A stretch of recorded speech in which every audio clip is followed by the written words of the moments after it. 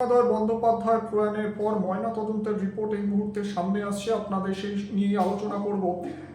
জলে ডুবেই প্রাণ গিয়েছে অভিনেতার, প্রাথমিকভাবে এমনটাই জানা যাচ্ছে। আরও একবার দর্শকদের জানাচ্ছি, ময়না তদন্তের রিপোর্ট, রাহুলের প্রয়াণের পর ময়না তদন্ত হয়েছে এবং তার রিপোর্ট যেটা সামনে আসছে, জলে ডুবেই প্রাণ গিয়েছে অভিনেতার, এমনটাই প্রাথমিকভাবে জানা যাচ্ছে।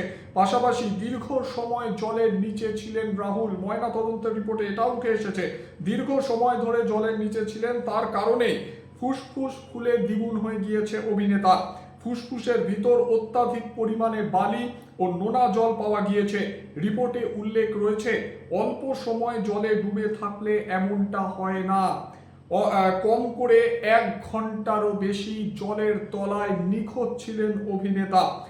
রিপোর্টে উল্লেখ রয়েছে, বেশি পরিমাণে বালি ঢুকে যাওয়ার ফলে তার প্রাণ গিয়েছে এবং খাদ্যনালীর মধ্যেও বালি নোনা জল পাওয়া গিয়েছে।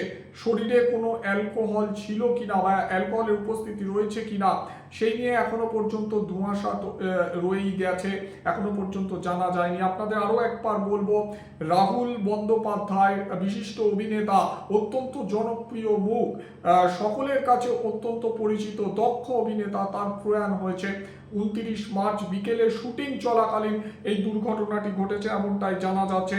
বেশ কিছু কারণ সামনে আসছে এই প্রয়াণ নিয়ে, ধোঁয়াশা তৈরি হয়েছে, সব মিলিয়ে কিন্তু পুলিশি তদন্ত শুরু হয়েছে।